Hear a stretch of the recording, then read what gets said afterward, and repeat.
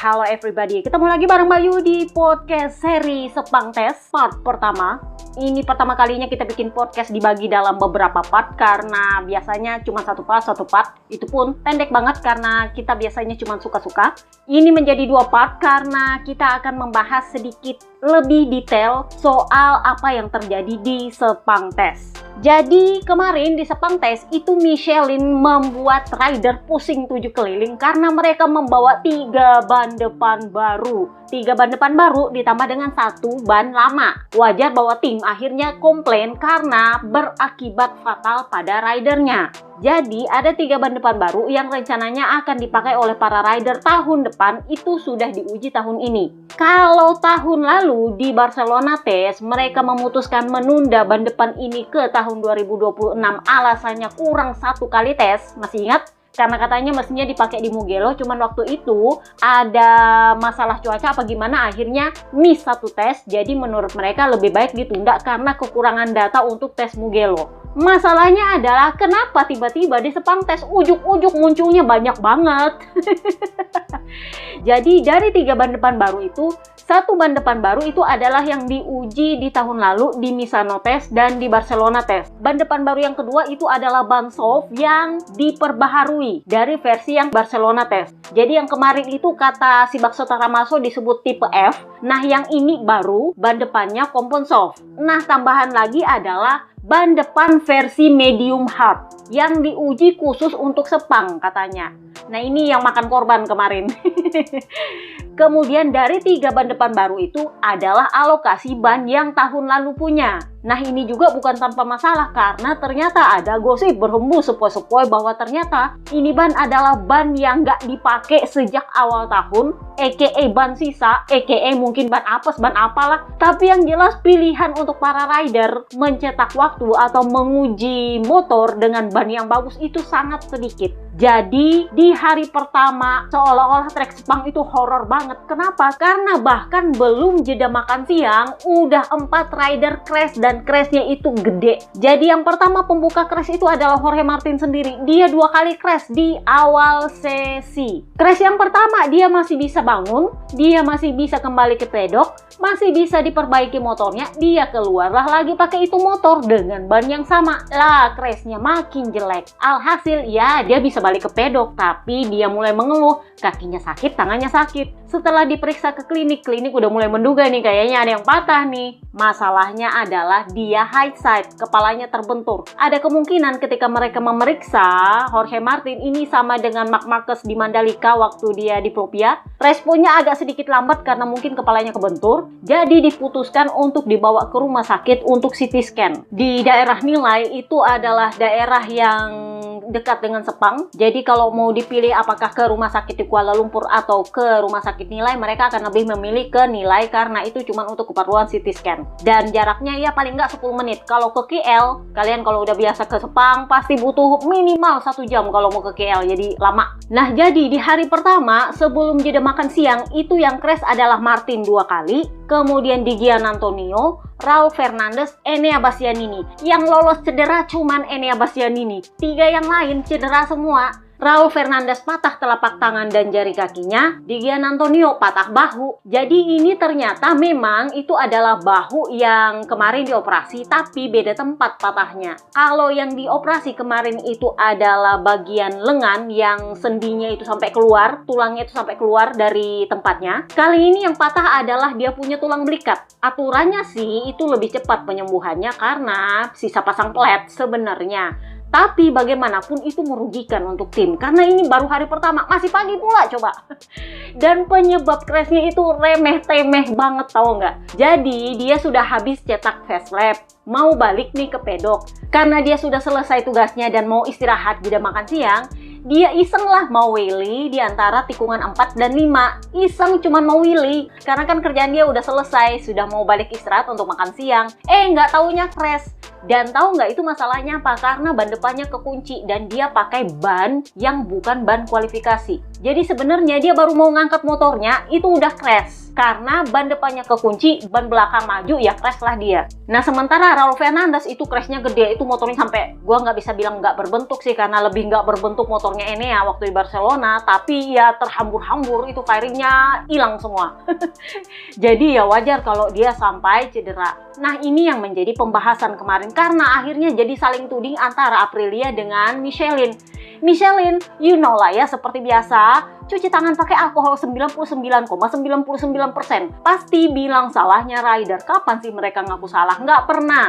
Jadi, hari pertama crash yang sebanyak itu, karena setelah itu masih ada crash-crash lagi, 3 Morbidelli kalau nggak salah, kemudian Augusto Fernandez, satu lagi gue lupa siapa. Tapi yang jelas itu adalah crash yang banyak di hari pertama. Jadi setelah Jorge Martin terkonfirmasi harus kembali ke Spanyol, bicaralah Papi Pririvola. Jadi dia bilang, kami itu hakul yakin ini perkara ban. Kenapa? Karena tidak ada yang aneh dengan setupnya Martin. Dia keluar pakai motor yang sama, pakai ban yang sama, dan dia crash 2 kali tanpa melakukan hal yang aneh. Suhu ban pun normal. Nah, hari kedua cuci tanganlah si Bakso Taramaso pagi-pagi.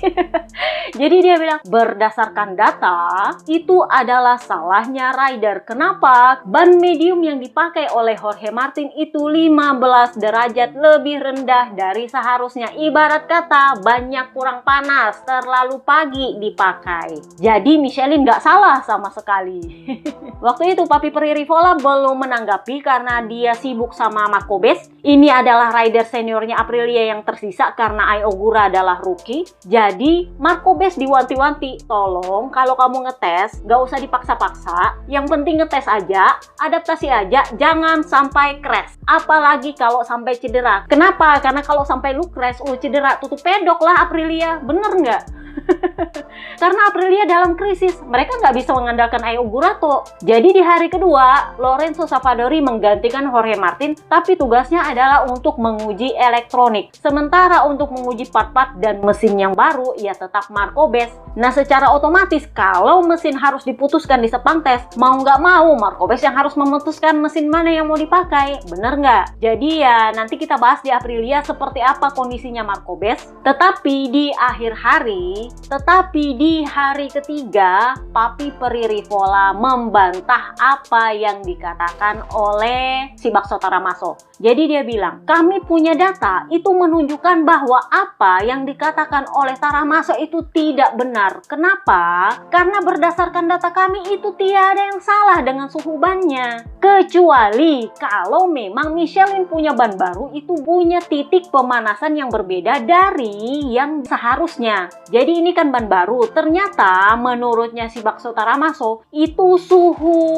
panasnya itu yang wajar itu berbeda mungkin dengan yang katanya Aprilia punya udah pas. Karena kan ini ban depan baru nih, medium punya. Jadi Papi Pririvola bilang, kami ingin mengadakan pertemuan dengan Michelin bersama dengan seluruh tim yang lain juga untuk mencari solusi ini gimana caranya soal ini ban. Karena ini mengorbankan keselamatan rider. Rider jadi kelinci percobaan. Ya kalau bannya aman. Karena biar bagaimanapun percuma kalau cepat kalau itu meresikokan keselamatan rider. Pada dasarnya kami dirugikan. Jadi ini harus dibahas. Nah ini sama dengan Uchiyo. Uchiyo juga ngomong, dia bilang saya tidak akan menyalahkan Digia yang crash cuman gara-gara Willy. Kenapa? Karena Willy itu normal bagi para rider. Terutama kalau lu sudah selesai tes atau selesai sesi, wajar. Saya juga dulu begitu, saya punya rider, maksudnya Bebe Vale juga sering Willy. Nggak ada masalah.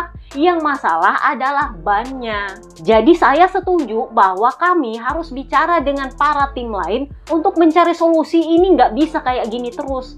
Kita nggak bisa diatur-atur Michelin terus soal ban. Karena ini pada akhirnya merugikan tim, merugikan rider, dan Michelin nggak rugi apa-apa. Padahal mereka yang mematok ban. Karena kami nongol di Sepang Tes ini itu bukan biaya sedikit, 350.000 euro kami kasih keluar. Cuman untuk gagal ngetrek di hari pertama. Harus pulang lagi, makan biaya kan? Sementara kami sudah bayar full segala sesuatunya. Nah hari kedua setelah si Bakso Taramaso mengeluarkan pernyataan cuci tangannya pagi-pagi, crash lah lagi si Pecco, crash lah Marc Marquez, crash lah Pedro Acosta. Ini para punggawanya MotoGP, para bintangnya MotoGP selain Jorge Martin. Baru Michelin mulai gosipnya ngecek kembali itu ban-ban. Jadi di hari ketiga cuma satu yang crash, Papa Pip. Itu pun crash karena kesalahannya dia bilang. Jadi bukan karena keanehan. Tetapi di hari kedua itu memang Acosta sama Marc Marquez itu mengakui bahwa mereka sendiri nggak tahu kenapa crash. Si Pecco bilang ya mungkin saya melakukan kesalahan. Sementara Marc Marquez bilang jujur saya nggak tahu kenapa saya crash, tapi menurut saya itu adalah crash biasa. Pedro Acosta bilang saya sebenarnya merasa aneh dengan crash saya karena saya crash itu ketika saya lagi lambat. Saking kacaunya pagi itu saya habis crash, saya kembali ke pedok, itu pedoknya nggak bisa dibuka pintunya, nggak bisa masuk orang. Jadi saya pikir oke lah, sepertinya pagi ini semuanya kacau, saya crash nggak bisa masuk pedok, tutup pedok aja, kita makan dulu istirahat, kasih tenang pikiran. Jadi sesi kedua baru mereka turun ngetrek dan semuanya berhasil untungnya. Jadi si Pedro Acosta di hari kedua bilang untungnya semua berjalan dengan baik di sore hari dan kami menyelesaikan semua yang harus diselesaikan. Setelah pagi hari terasa semuanya sangat salah.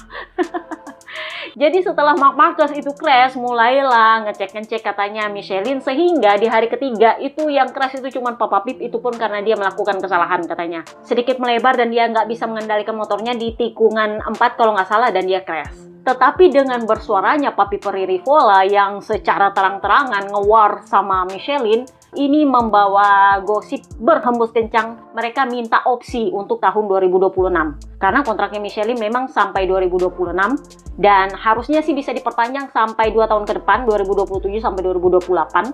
Tetapi dengan adanya insiden ini ditambah dengan Michelin yang nggak pernah mau ambil tanggung jawab, nampaknya tim meminta perubahan. Lu mau bertanggung jawab atas semua crash atau kita minta opsi lain, merek lain. Jadi Uco itu bilang gini, masalahnya adalah di Sepang Tes ini Michelin itu memberikan saran kepada kami sebaiknya memakai ban apa ketika kami keluar. Karena banyaknya jenis ban yang akan diuji dan akan dipakai. Sementara ban yang lama, ban yang biasanya mereka pakai tahun lalu, itu yang tersedia cuma sedikit. Sehingga kami kekurangan opsi mau pakai ban apa untuk menguji. Nah giliran rider crash, mereka merasa itu bukan salahnya mereka. Ya gimana? Karena opsi ban yang tersedia itu memang banyak, tapi kami tahu itu tidak semuanya berfungsi. Karena ini mereka menjadikan rider sebagai kelinci percobaan. Ini nggak bisa kayak gini terus. Karena kalau logikanya dengan kondisi seperti ini, otomatis kami cuma bisa memakai ban yang berfungsi dengan baik itu cuma 30 lap. Kalau bannya berfungsi, kalau nggak berfungsi ya nggak bisa. Sementara kami kesini itu dengan biaya 350.000 euro loh. Ujung-ujungnya rider kami crash, kami buang-buang biaya, Michelin merasa nggak bersalah ya nggak bisa kayak gini. Karena memang kami punya pilihan terbatas untuk bisa memakai ban. Nah ini waktu di launching MotoGP hari ini, itu gosip berhembus sepo-sepo mereka sudah mengadakan pertemuan antara seluruh tim dengan Michelin dan Dorna. Mereka komplain soal cara Michelin bekerja menjadikan rider sebagai kelinci percobaan. Jadi mereka ingin Michelin mengubah cara kerjanya dalam pengujian ban, gak lagi menjadikan rider sebagai kelinci percobaan. Kalau nggak mereka minta ada merek lain sebagai opsi. Nah ini gosipnya Pirelli mencoba mencari celah untuk masuk karena ternyata gosip di belakang layar lagi ini ceritanya.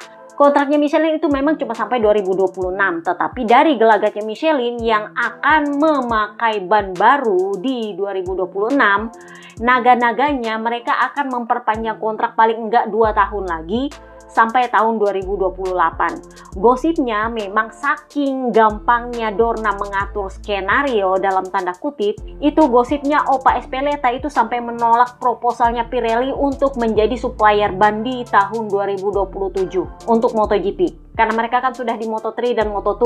Mereka pengen masuk ke MotoGP, tetapi Michelin itu kan memang bakal habis kontraknya. Nah, ini mau nego sama Dorna lewat Espeleta geng. Nah, kabarnya Espeleta nggak terlalu suka proposalnya Pirelli. Gosipnya mereka lebih suka Michelin ya. Menurut gua mungkin karena lebih gampang diatur jatah-jatahannya.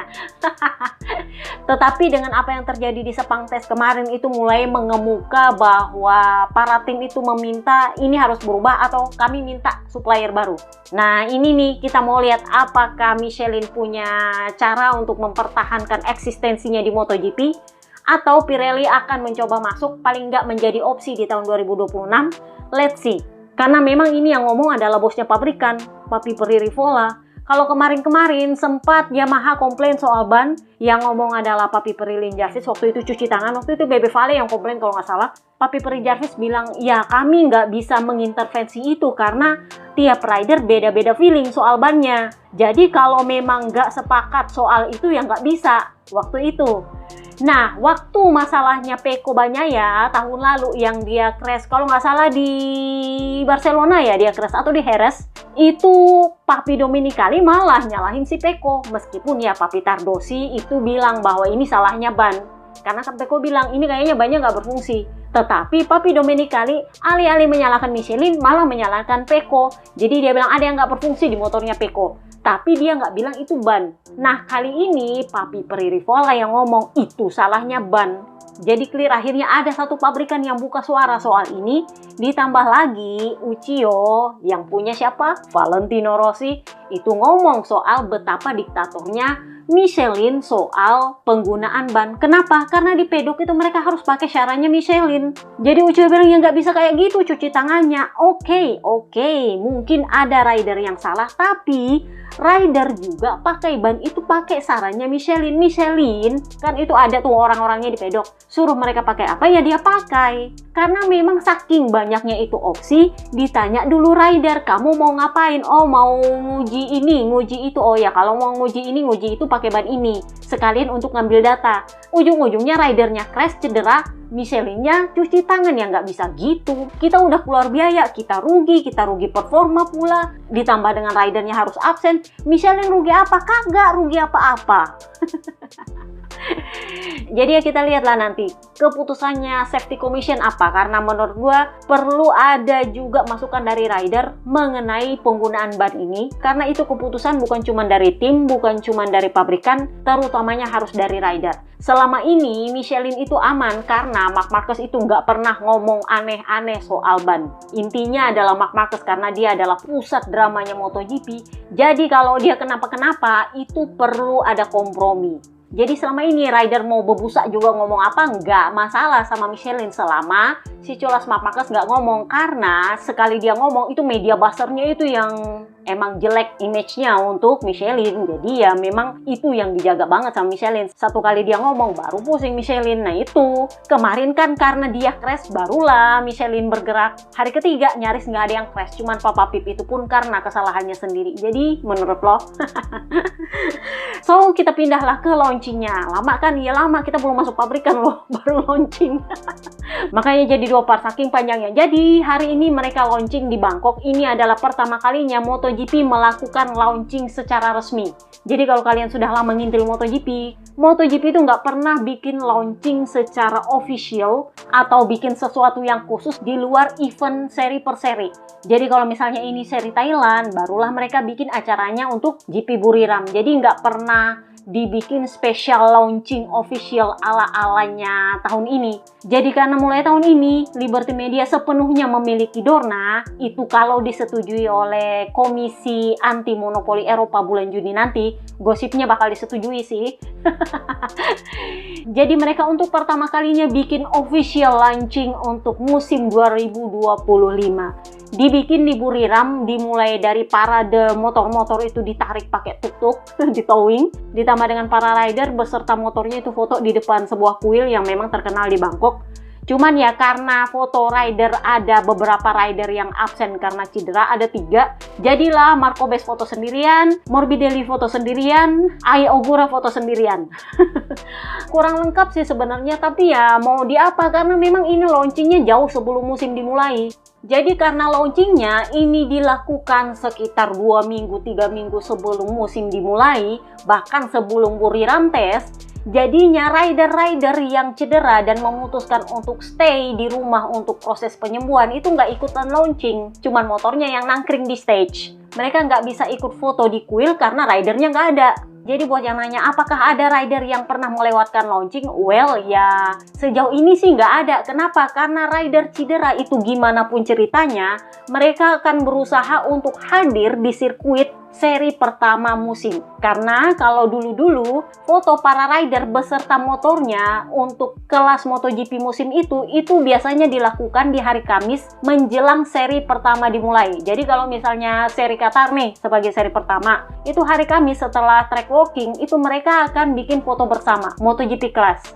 Jadi rider-rider yang cedera itu berusaha gimana caranya mereka hadir untuk bisa ikut balapan di seri pertama musim, otomatis mereka ikut foto bareng, bener nggak? Meskipun itu entah nanti mereka nggak dapat fitur race atau apa, pasti mereka nongol. Karena mereka akan berusaha untuk hadir di seri pertama musim dan di balapan pertama. Nah, masalahnya adalah kali ini launching itu jauh sebelum seri pertama dimulai. Jadi, yang baru habis operasi kan nggak mungkin nongol, Kak.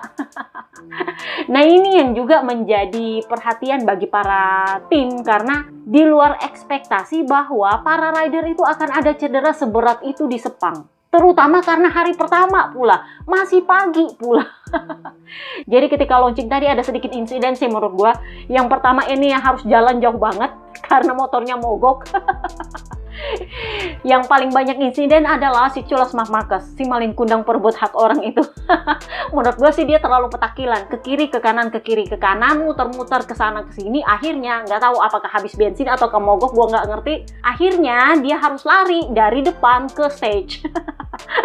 Untungnya banyak fans dia, jadi ya bisa lah sambil menutup malu mampir-mampir sama fans sebentar ya kan.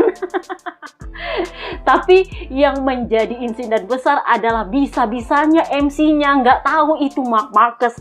Aduh 8 Jordan loh ini, bisanya dia memanggil Marc Marquez dengan nama Alex Marquez. Maksud gua itu di screen loh, itu udah gede di situ ketulis Marc Marquez. Bisa-bisanya dia dengan lantang memanggil Marc dengan Alex Marquez. Marc itu untungnya belum sampai di stage.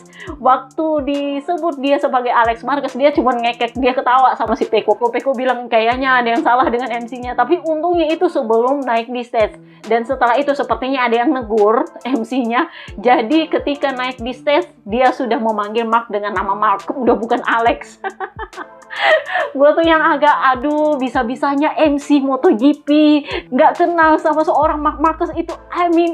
Kalian boleh oke lah nggak kenal sama Pecco Bagnaia, oke lah nggak kenal sama Marco Bez, oke lah nggak kenal sama Franco Morbidelli, bisa-bisanya lu nggak kenal Marc Marquez gitu. Gue tahu ABR tuh pada komplain bisa-bisanya Marc Marquez dipanggil jadi Alex Marquez, padahal Alex Marquez itu sudah naik sebelumnya, bisa-bisanya gitu. Gue nggak ngerti deh ada apa. Tapi ya mungkin memang karena MC-nya ini dipilih karena kefasihan bahasa Inggrisnya. Gua harus akui dia fasih banget bahasa Inggris tanpa ada training atau briefing soal pengenalan rider. Gua nggak ngerti juga. Tetapi menurut gua itu sangat keterlaluan kalau lu nggak tahu Marc Marquez, seriously.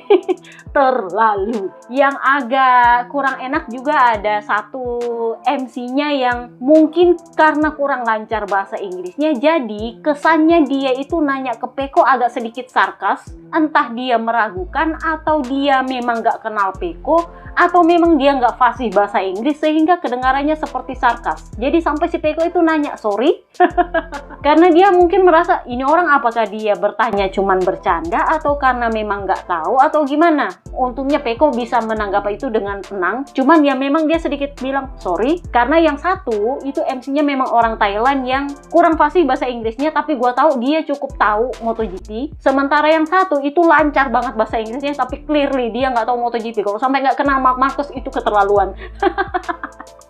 Mungkin dia cuma kenal Valentino Rossi karena VR46 itu kan jarang-jarang disebut Valentino Rossi VR46 Pertamina Team. Biasanya cuma VR46, tapi dia menyebutnya lengkap Valentino Rossi Team. Jadi ya mungkin karena dia cuma kenal Valentino Rossi, tetap juga aneh kalau dia gak kenal Marc Marquez. Gimana sih?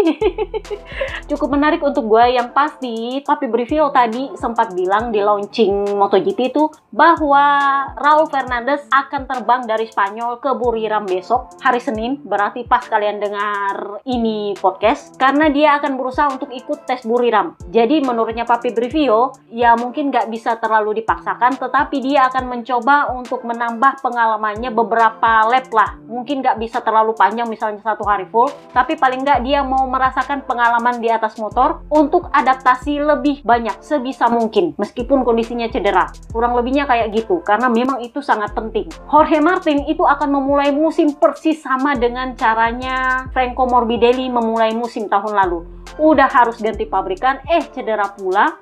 Jadi mau nggak mau memulai musim itu dengan adaptasi nol. Karena di tes pramusim tahun lalu, itu mereka pakai motor jeroan, yang bukan motor mereka pakai di balapan. Jadi itu jelas adaptasi nol. Nah ini yang akan dialami oleh Jorge Martin. Makanya Papi Peri Rivola itu ngamuk-ngamuk. Wajar sih kalau menurut gua, itu memang di luar ekspektasi. Masalahnya dia Jurdun, dia rider nomor 1. Nomor 1 pula platnya coba. Jadi ya menurut lo wajar lah. So, kita bahaslah para pabrikan. Pabrikan terbapuk pertama, Honda Steel. Jadi, Johan Zarco lagi-lagi rider Honda terbaik di tes Sepang. Meskipun ya dia sempat ngamuk-ngamuk hari pertama, hari kedua, karena banyak sekali part yang diuji. Padahal, Alex Espargaro dan Takaki Nakagami, itu dua rider itu, menurutnya mereka, itu fungsinya adalah untuk menyaring part. Tetapi ujung-ujungnya ya tetap mereka juga harus mengujinya kembali, diulang lagi dari awal. Nah itu Zarco yang mengeluh. Saking banyaknya part. Jadi kayak gini, part yang datang itu adalah aero, sasis, mesin, swing arm kalau nggak salah. Ditambah lagi pakai ban baru. Jadi pusing lah Johan Zarco. Jadi Zarco bilang, kita menguji part ini saking banyaknya, kita sudah nggak tahu yang mana yang bagus, yang mana yang enggak. Kita sendiri juga nggak tahu apa bedanya. Kan you know lah, Johan Zarco ini bukan rider yang teknikal. Masih ingat di tahun lalu kalau nggak salah gue sempat bilang, dia itu mengatakan bahwa pengembangan atau masalah teknis itu bukan urusan dia. Urusan dia adalah berkendara, menguji semua part. Data-datanya itu adalah urusannya kru dan teknisi dan engineer. Saya cuma tahu pakai. Ngerti nggak? Jadi dia nggak tahu urusannya soal ini part lebih bagus, ini part kagak. Dia bahkan nggak tahu part apa yang ditaruh di situ. Pokoknya dia bawa aja. Nah, akhirnya kemarin karena saking banyaknya part, dia sendiri bingung yang mana yang bagus, yang mana kagak. Feelingnya gimana juga nggak ngerti. Yang pasti di hari terakhir tes Sepang, dia merasa lebih baik dan dia akhirnya lolos sebagai Honda terbaik di tes Sepang. Di atasnya Johan Mir, Papa Johan. Jadi dia bilang, ya setelah 2 hari yang sangat intens karena terlalu banyak pekerjaan, pada akhirnya saya merasa lebih baik di hari ketiga meskipun saya nggak tahu kenapa. Pokoknya saya merasa enak aja pakai itu motor dan voila. Jadi ya dia nggak ngerti juga apakah itu kombinasi yang baik untuk dipakai di balapan atau enggak. Yang pasti menurut dia, mesin yang dia uji itu nyaris nggak ada beda yang terlalu banyak dengan mesin tahun lalu. Karena kan mereka pabrikan konsesi, jadi ya mana yang bagus mana yang enggak, saking banyaknya mesin juga bingung. Jadi Honda itu bawa 3 motor di Sepang, yang satu mereka pakai terakhir di Barcelona, kemudian yang diuji oleh Alex Espargaro dan Luca Marini di Jerez, masih ingat? Kemudian yang terakhir yang diuji di Buriram. Jadi ada 3 motor dan itu bikin pusing semua menurut dia. Jadi dia bilang ya kurang lebihnya mirip-mirip lah. Gua nggak ngerti yang mana, pokoknya yang penting feelingnya enak, udah gitu aja. Yang mana urusannya teknisi, yang mana yang bagus. Ini yang agak berbeda dengan duo pabrikannya Honda. Jadi Papa Johan adalah rider yang nggak bisa dibilang nomor 1, tapi diberi respect lebih karena dia adalah Jurdun meskipun nggak dianggap. Jadi Papa Johan bilang, ya memang saya yang minta untuk kembali menguji semua part yang diuji oleh test rider di Sepang Shakedown. Kenapa? Karena saya ingin memastikan yang mana yang memang nggak bisa dipakai dan tidak berfungsi, dan yang mana yang bisa dipakai dan mungkin masih ada kesempatan. Jadi kan kalian tahu mereka berdua ini nggak ikutan Sepang Shakedown. Jadi karena Papa Yohan ingin menguji semua yang diuji oleh para test rider di Sepang Shakedown, ya jadinya kembali lagi dari nol. Dan Papa Yohan juga bilang, sejujurnya karena ini adalah tes resmi dan kita bersama-sama dengan para rider lain di track, sangat penting untuk kita menguji di mana level kita untuk tahu apakah ini part benar-benar berfungsi atau enggak. Ya gua ngerti sih ini maksudnya. Kan selama ini dia ngeluh tes private, tes private, tes private. Dia maunya itu part itu diuji ketika mereka sama-sama dengan para rider lain di track sehingga mereka tahu levelnya di antara para pabrikan lain. Itu maksudnya. Karena kalau mereka menguji di tes private sendiri dengan sekian banyak tes private, ya percuma karena mereka nggak punya pembanding. Nah, kalau itu diuji di Sepang Test, ketika para rider lain rival mereka nge-track, mereka tahu level mereka di antara para pabrikan lain. Gua ngerti ini mindsetnya Papa Yohan. Tetapi ya pada akhirnya Yohan Sarko yang ngomel-ngomel. Jadi Papa Yohan bilang, memang saya yang minta untuk menguji semua part karena kita harus tahu yang mana yang berfungsi, yang mana enggak, yang mana yang mau dibuang. Dan di saat yang sama kita akan tahu ini levelnya kita di antara para pabrikan pesaing ini di mana dengan part yang itu. Kurang lebihnya kayak gitu maksudnya Papa Yohan. Jadi kemarin Honda itu nongol dengan 2 ekor. Yang pertama ekor paus, ekor polos. Dibilang ekor paus karena memang kayak paus. Kemudian yang kedua ada ekor Pokemon yang baru yang Luca Marini lebih suka karena itu sedikit kurang chatternya meskipun masih ada chatternya, tetapi masalahnya itu nggak bikin cepat. Sementara Papa Yohan itu lebih suka ekor paus karena ya memang chatternya lebih banyak karena itu nggak bisa menahan ban belakang lebih bagus, tetapi bisa bikin cepat motor. Jadi dia bilang saya bisa merasa lebih cepat dengan motor ini. Ya kalau hari terakhir kan dia sempat mogok tuh di lintasan lurus depan grandstand gara-gara habis bensin. Jadi dia bilang kalau bukan gara-gara habis bensin mungkin saya bisa bagus di situ, bisa cepat. Jadi dia lebih suka sama ekor paus meskipun dia masalahnya masih tetap sama, chatternya malah makin banyak. Jadi dia bilang ini masalahnya ini motor dari tahun lalu tetap sama, chatter. Nah aero yang dipakai oleh Luca Marini itu chatternya kurang tapi tetap lambat. Sementara yang Papa Yohan suka itu adalah ekor paus tapi chatternya banyak. Jadi Papa Angel bilang, ya Sepang Test ini memang jadi semacam puzzle untuk kami karena saking begitu banyaknya part yang kami uji, itu kami melakukan semacam puzzle yang harus dicari kombinasi yang pasnya yang mana. Tetapi pada akhirnya kami sudah mengerti oh yang mana yang berfungsi, yang mana tidak. Kami bisa yakin bahwa ini mungkin bisa dikasih kesempatan, udah bagus sisa diperbaiki, kurang lebihnya kayak gitu. Jadi kami sudah jelas oh yang ini yang harus dibuang, yang mana yang enggak, di mana level kami dan seperti apa yang seharusnya.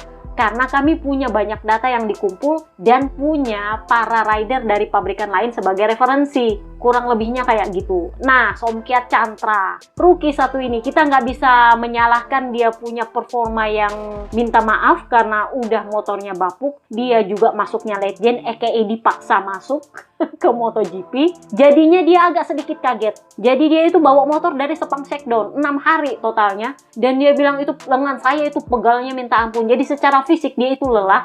Sehingga lebih kepada ya yang penting gua mengenal motor gua dulu dah. Nggak harus cetak waktu cepet-cepet. Jadi kemarin para test rider Honda itu sudah bubar ketika Sepang Test karena Papa Kembar itu harus istirahat. Dia punya jadwal lain untuk ngetes. Jadi dia ini ya wajar dia punya gaji sama dengan gaji full rider, itu hitung juta juga gaji dia. Lebih mahal dari gaji rider full time di pabrikan lain loh dia punya gaji sebagai test rider. Jadi ya wajar kalau dia agak-agak romusa. Jadi setelah Sepang Shakedown dia akan lanjut ke Portimao, habis itu ke Jerez lagi, lanjut lagi ke Valencia. Jadi lu bayangkan dia punya kerjaan di Eropa itu numpuk. Sementara Takaki Nakagami itu kemarin dia punya tugas cuman menguji di tes private Sepang sama tes private Buriram. Dia sendiri tidak dijadwalkan untuk tes shakedown sebenarnya. Tetapi ya mungkin karena wajar sih Papa Kembar merasa gue capek nih dari Eropa muter-muter ke Buriram, gue shakedown tahun pula. Jadi si Takaaki Nakagami itu memulai hari pertama dan setengah hari kedua, baru Alex Espargaro di setengah hari kedua sama hari terakhir. Jadi kalau kalian dengar podcast di seri Sepang Shakedown, gue udah bilang bahwa cukup menarik melihat catatan labnya Alex Espargaro, papa kembar, karena itu adalah 1 menit 57 detik. Dan ya, pada akhirnya Papa Yohan dan Johan Zarco berhasil tembus 1 menit 57 detik. Untungnya, karena kalau nggak sampai tembus di situ, malu luar biasa. Mengingat test rider bisa, masa lu nggak bisa? Nah, lanjut kita pindah ke pabrikan terbapuk kedua, Aprilia. Kenapa? Karena KTM lebih bagus dan Yamaha jauh lebih bagus lagi. Jadi Aprilia, single fighter, Marco Bez, mau nggak mau dia harus alon-alon asal kelakon. Kenapa? Karena Papi Pririvola wanti-wanti, lu jangan sampai crash, lu jangan sampai cedera. Karena kalau lu cedera, tutup pedok kita, Pak. Jadi ya udahlah, yang penting gua adaptasi. Nah, memang agak sedikit membebani karena mau nggak mau yang biasanya tugas dibagi berdua, jadinya harus ditanggung oleh Marco Bez. Jadinya Marco Bez bilang, iya untungnya saya punya Lorenzo Savadori yang menggantikan Jorge Martin, itu menguji elektronik. Jadi dia menguji pad dan mesin baru sekaligus adaptasi tanpa harus memaksakan diri, sementara bagian elektronik dan segala macam itu urusannya Savadori. Jadi dia bilang untungnya ada Savadori yang bantu. Dan soal tanggung jawab memilih mesin, nah ini sebelum terkonfirmasi bahwa Jorge Martin itu akan melewatkan Buriram test, jadi mau nggak mau dia yang harus memilih mesin. Jadi dia bilang, untuk pemilihan mesin sepertinya saya harus bertanya pada Lorenzo Savadori. Kenapa? Karena dia adalah rider yang paling lama di Aprilia, paling tahu Aprilia, dan paling mengenal motor ini, sehingga saya akan meminta saran dia untuk soal pemilihan mesin. Karena saya sendiri juga masih baru. Kalaupun mau ada yang dimintai saran, sebenarnya itu adalah Raul Fernandez. Masalahnya dia juga cedera. Jadi Marco Bez bilang, ya saya akan meminta saran dari Lorenzo Savadori. Jadi menurut gue ini juga ada sisi positifnya. Kalau nanti Lorenzo Savadori memilih mesin apa, Marco Bez akan memilih mesin itu. Menurut gue ini juga ada sisi positifnya. Kenapa? Karena mesin yang dipilih oleh Lorenzo Savadori otomatis akan dipakai oleh Jorge Martin, bener? Dan kalau ternyata motor dan mesin itu gagal, Marco Bez nggak bisa disalahkan. Karena dia juga satu baru. Yang kedua, itu bukan atas saran dia. Karena dia jelas nggak bisa memilih mesin. Meskipun ya dia akan memutuskan, tetapi apa yang lebih baik dan mana yang lebih baik, dia akan meminta saran dari Lorenzo Savadori. Di-share tanggung jawabnya maksudnya. Bener nggak sih? Jadi ya Marco Bez bilang, saya memang sedang dalam proses adaptasi dan saya nggak mau memaksakan diri karena setelah crash-nya Martin, yang menurut saya itu adalah crash yang aneh, karena memang dia juga lihat datanya Martin soalnya. Jadi dia bilang yang menurut saya itu adalah crash yang aneh. Saya mulai berpikir gimana caranya untuk fokus dengan adaptasi aja, nggak usah cari cepet-cepetan, yang penting adaptasi dulu. Jadi motor ini memang memerlukan riding style yang berbeda, cara pengereman yang berbeda, yang itu sedang saya adaptasikan. Di satu saat ya saya sempat berhasil, tapi kemudian saya kembali lagi ke gaya pengereman lama saya di Ducati, sehingga saya perlu untuk lebih terbiasa dengan pengeremannya. Tetapi ya memang saya belum mau terlalu fokus untuk cepat-cepatan karena saya ingin fokus pada adaptasi dulu. Sejujurnya saya ingin membiarkan motor ini berbicara kepada saya lebih banyak mengenai di mana titik lemahnya, di mana keunggulannya, sehingga saya bisa tahu gimana caranya mengendarai ini dengan tahu selaknya di mana. Cuman saya sekarang fokusnya adalah untuk adaptasi dulu, mungkin nanti di tes Buriram. Karena memang Papi Pririvola bilang jangan dipaksa itu motor, kalau kamu mau paksa geber-geber takutnya lu cedera pula. Kurang lebihnya sih kayak gitu. Itu sih masalahnya, karena kalau mau cepat ya resikonya dia cedera. Nah, kalau cedera kan Papi Pririvola yang pusing, kurang lebihnya kayak gitulah. So kita pindahlah ke Ai Ogura. Rookie satu ini dia adalah rookie kedua terbaik setelah Fermin Aldeguer.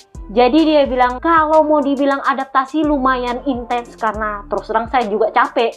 Dari Sepang Shakedown saya geber motor. Harus diakui bahwa motor MotoGP ini gampang, buat cepetnya gampang. Cuman kalau untuk mengendalikannya agak susah. Bikin beloknya susah, ngeremnya juga beda. Jadi ya memang saya harus mencari gimana cara mengerem yang tepat. Nah ini sama dengan Marco Bez punya masalah pengereman. Jadi Ai Ogura bilang, oh saya sudah ngomong sama Papi Pririvola. Rivola bilang ini sudah bagus. Tapi menurut saya setelah saya baca datanya, mestinya saya bisa mengerem lebih bagus lagi, lebih dalam lagi daripada yang biasanya saya lakukan. By datanya sih begitu, tetapi begitu di track saya ternyata nggak bisa ngerem sedalam yang saya mau. Karena pada akhirnya saya jadi ragu-ragu. Nah ini yang menurut gua ada ketakutan di tim Aprilia untuk gimana caranya mempertahankan rider mereka yang tersisa. Jadi mereka wanti-wanti ini udah bagus, jangan dipaksa, bla bla bla bla bla, supaya ridernya itu nggak terlalu memaksa motornya dan berujung cedera itu. Karena di track host yang sisa cuman Ai Ogura, di Aprilia yang sisa cuman Bes. Lah kalau itu absen dua-dua, kelar lu. Bener gak sih? Jadi ya wajar bahwa pada akhirnya para ridernya jadinya lebih hati-hati, dan menurut gua jadinya nggak maksimal, tapi mau nggak mau. Karena kalau mau dipaksa maksimal takutnya crash lagi. Bener gak sih? Kurang lebihnya kayak gitu. Oke, ini aja part pertama kita. Biasanya kita kalau di part pertama bahasnya 3 pabrikan, kali ini cuma 2 pabrikan karena kita membahas soal Michelin sama launching tadi. Jadi agak panjang. Part kedua seperti biasa akan digembok, itu akan recording besok dan di-upload keesokan harinya. Dan seperti biasa digembok untuk para ngintilers premium. Jadi kalau kalian mau nyolong dengar duluan ya jadilah premium member. Karena gua nggak bisa upload itu di hari yang berturutan karena menurut admin itu akan jadinya tumpang tindih dengan part pertama. Makanya digembok dulu. Jadi kalau kalian mau nyolong dengar duluan ya jadilah premium member. Oke, see you next part guys. Bye bye.